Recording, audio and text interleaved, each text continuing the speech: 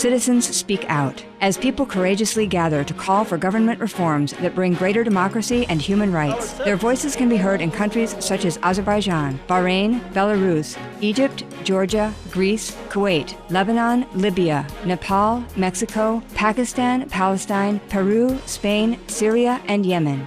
In Barcelona, Spain, on Friday, May 27th, riot police used rubber bullets and truncheons to forcefully clear a plaza of demonstrators protesting high unemployment and government austerity measures, with 84 protesters and 37 police officers injured. Protests in Puno, Peru, stretched into the 15th day as people called for an end to mining in the region. Around 2,000 Kuwaitis protested on Friday, calling for the resignation of Prime Minister Sheikh Nasser Mohammed Al-Ahmed Al-Sabah, who some say is bringing shame to the country due to corruption and lack of accountability. Despite tight security, the demonstrations were allowed to occur peacefully and without incident.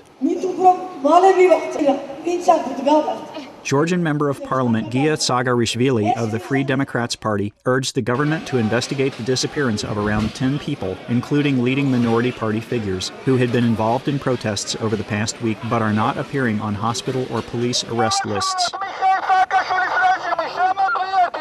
Canadian Prime Minister Stephen Harper made his first official visit to Greece on Saturday, along with several cabinet members of Greek heritage.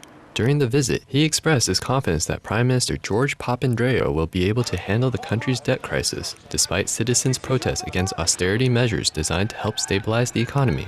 Tens of thousands of Egyptians returned to Tahrir Square Friday for protests calling for military trials of civilians to stop, along with more rapid prosecution of former President Hosni Mubarak and his colleagues, and an end to political corruption. Prior to the gathering, the country's interim military rulers issued a statement saying they respect the right of the people to engage in peaceful protests and that its forces would stay away.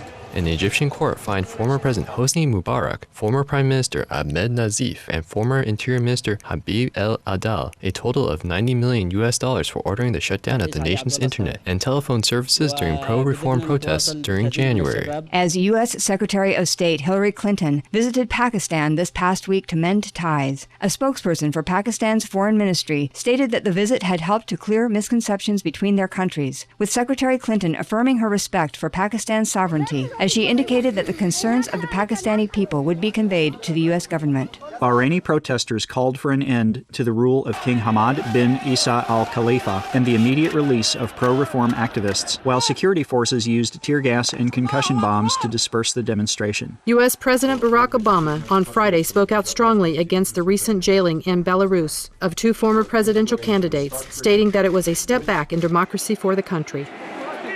I condemn the attack on the UN peacekeepers, which happened today in Lebanon. UN Secretary General Ban Ki-moon and the Security Council spoke strongly against an attack Friday in Lebanon involving a roadside bomb that injured 6 United Nations peacekeepers from Italy and 2 Lebanese civilians, with an investigation underway to determine accountability for the attack. In deadly clashes between Yemen's Hashid tribe and forces loyal to President Ali Abdullah Saleh, which resulted in 160 fatalities this past week, a ceasefire was announced on Friday, with tribal leader Sheikh Sadiq al-Ammar saying he is committed to a truce as long as the president will support a peaceful revolution. Just hours after the ceasefire was declared, 5 explosions were heard in the capital Sana'a, near Sheikh Ammar's residence, followed by heavy gunfire, with casualty status unknown. Meanwhile, India and France joined in calling for their nationals to return from Yemen due to the escalating violence.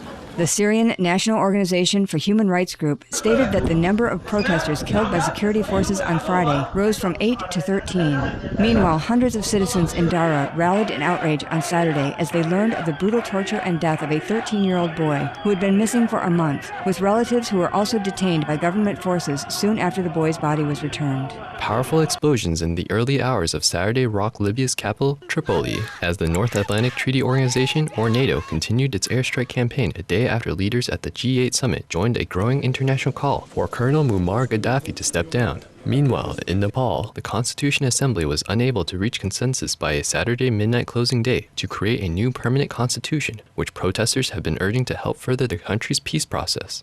With concern and sadness for the suffering and lives lost, we pray for a halt to all conflicts and that the day may come soon when people in every nation can choose their way of life in full security, dignity, and peace.